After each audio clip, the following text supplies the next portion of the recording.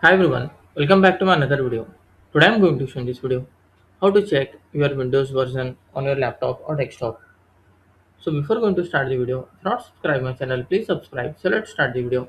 Guys, if you want to check the Windows version of your desktop or laptop on your Windows 10 or Windows 11, then I will show you simple method how to see your Windows version. What you have to do, you can see here search option, just click on this, then type here about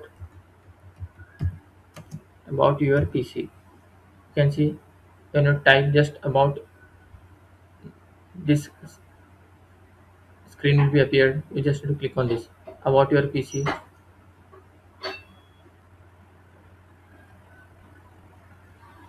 As you can see,